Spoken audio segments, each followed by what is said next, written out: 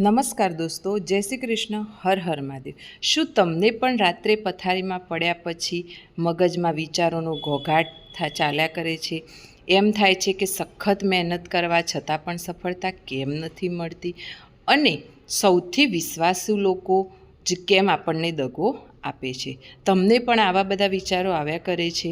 તો આજે આ વિડીયો તમારા માટે છે। વિડીયોને અંત સુધી જરૂર જોજો, જેમાં ભગવાન શ્રી કૃષ્ણએ અર્જુનને ગીતામાં જે ઉપદેશ આપ્યો છે, જે તમારા જીવનમાં બહુ જ કામમાં આવશે।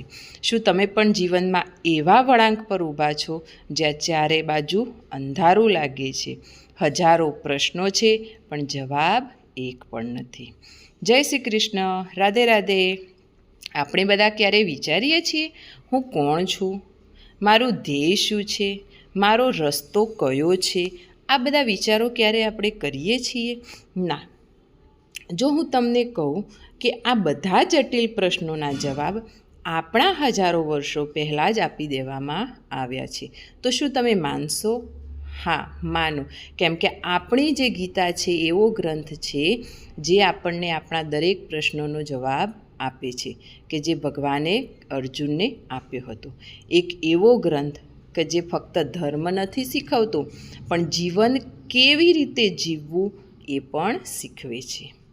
એ છે ભગવદ્ ગીતા, શ્રીમદ ભગવદ્ ગીતા।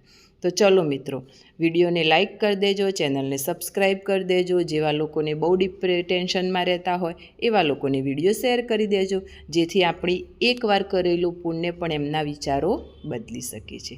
ચાલો હવે શ્વાસ ધીમો લો, મન શાંત કરો અને જાણીએ ગીતાના તે રહસ્યો જેમની તમને અત્યારે સૌથી વધારે જરૂર છે। ભગવાને શું કહ્યું છે તે જાણીએ।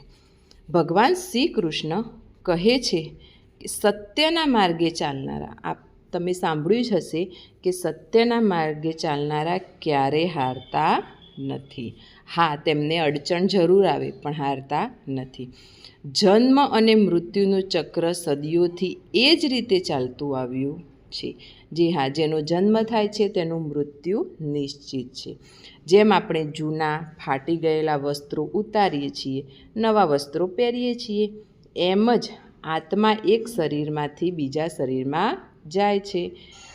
આ સત્યને સમજનારા માણસો ક્યારેય શોક કરતા નથી।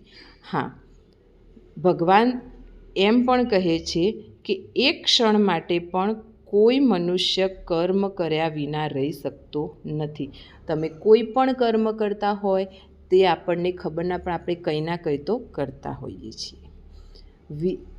પણ પ્રશ્ન એ નથી કે કર્મ કરવું કે નહીં, પ્રશ્ન એ છે કે કર્મ કેવી રીતે કરવું। કર્મ કરવાનું, પરંતુ ફળની ચિંતા કરવાની નહીં। કર્તવ્ય ભાવથી કરેલું કર્મ જ સાચું કર્મ છે। ભગવાને કહ્યું છે કે તું કર્મ કર, ફળની ચિંતા કરીશ નહીં। તમને પણ અનુભવ હશે, તમે અમુક એવા કામ કર્યા હશે કે જે કરે જ જતા હશો, પણ એનું ફળ તમને લાંબા ટાઈમે મળતું હશે। ક્રોધ વિશે પણ ગીતામાં ભગવાન શ્રી કૃષ્ણએ સરસ વાત કરી છે કે ક્રોધ મનુષ્યનો સૌથી મોટો દુશ્મન છે। તે બુદ્ધિને નષ્ટ કરે છે અને આ વેશમાં માણસ પોતાનું જ નુકસાન કરી દે છે। જી હા દોસ્તો, તમે આવેશમાં આવીને કોઈને બોલી દો છો, કોઈના જોડે ઝઘડો કરી દો છો। ક્રોધ એ સળગતા કોયલાના ટુકડા જેવો છે, જે બીજાના પર ફેંકતા પહેલાં આપણા જ હાથ બાળી નાખે છે। તે જીવનનું મોટું સત્ય છે, જેથી આપણે ક્રોધ કરવો જોઈએ નહીં।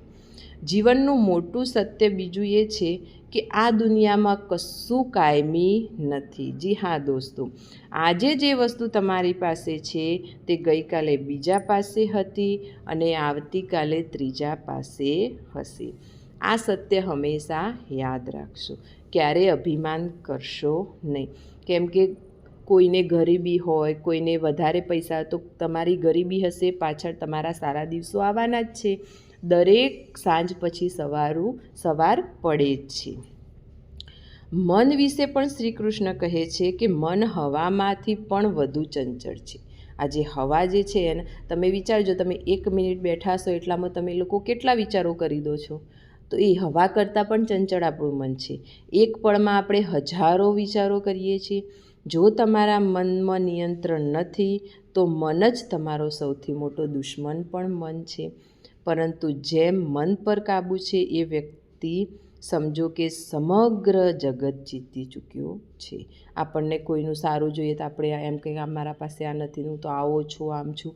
એવું એ મન છે, બાકી તમારે એવું હોતું નથી. જે મન તમને ખરાબ સંગ પણ કરાવે છે અને સારા માણસો જોડે પણ રાખે છે. પછી શંકા વિશે. જે માણસના મનમાં હંમેશા શંકા રહે કે આમ થશે, આવો છે, તે ક્યારેય શાંતિ મેળવી શકતો નથી. વધારે પડતી શંકા સંબંધો પણ બગાડી નાખે છે. ઘણીવાર તમે પતિ પત્નીના સંબંધો પણ જોયા હશે, આવા કિસ્સા સાંભળ્યા હશે. જે શંકાને કારણે એમનો હસતો ખેલતો પરિવાર જતો રહેતો હોય છે. સુંદરતા વિશે પણ સરસ વાત કરી છે ભગવાને. બાહ્ય સુંદરતા આંખોને આકર્ષિત કરે છે, હા, પણ સ્વભાવની સુંદરતા હૃદયને સ્પષ્ટ કરે છે. માણસ ગમે તેટલો સુંદર હોય પણ એનો સ્વભાવ ના સારો હોય તો તમે 1 મિનિટ માટે પણ એ માણસ સુધી ઊભા રહેશો ના. એ સંબંધને સારો સ્વભાવ જ ચિરંજીવી બને છે. હવે જોઈએ બીજાના જીવનમાં ન જોવું. હા દોસ્તો, કોણ શું કરે છે, કેમ કરે છે, એ વિચારોથી તમે જેટલા દૂર રહેશો તેટલા જ વધુ સુખી રહેશો. કેમ કે આપણે સામેલાનું જોઈએ કે એને તો ગાડી છે ને બંગલો છે, આમ ફરે છે ને આમ જાય છે, તો પછી શું થાય, આપણે દુઃખી રહીએ. પણ બીજાનું અનુકરણ કરવાનું નહીં. આપણે જે છે એમાં સુખી રહીશું, ખુશ રહીશું તો આપણું જીવન સારું જશે. અંતરાત્મા અને પરમાત્મા. આપણે કેટલા સાચા કે ખોટા છીએ એનું સાચું ત્રાજવું ફક્ત 2 જણ પાસે છે, કોઈ માણસ પાસે છે નહીં. પરમાત્મા, એને આપણે અંતરાત્મા, પરમાત્મા અને આપણો આત્મા તરત આપણને કહેતો હશે કે આ ખરાબ કામ છે, અને એક પરમાત્મા કહે છે કે આ ખરાબ છે. બાકી માણસ કોઈ કહેતો નથી. સંબંધોનો નિયમ. જે વ્યક્તિ નિસ્વાર્થ ભાવે તમારો સાથ આપે છે તેને જીવનભર સાચવજો. હા દોસ્તો, પણ જે જાણી જોઈને તમને દુઃખ આપે છે, ધોકો આપે છે, એવા લોકોને છોડી દેવું જ યોગ્ય છે. જે ખરાબ હોય એ લોકોને છોડી દેવું. કેમ કે કાદવમાં પથ્થર નાખવાથી છાંટા તો આપણને ઉડે જ છે.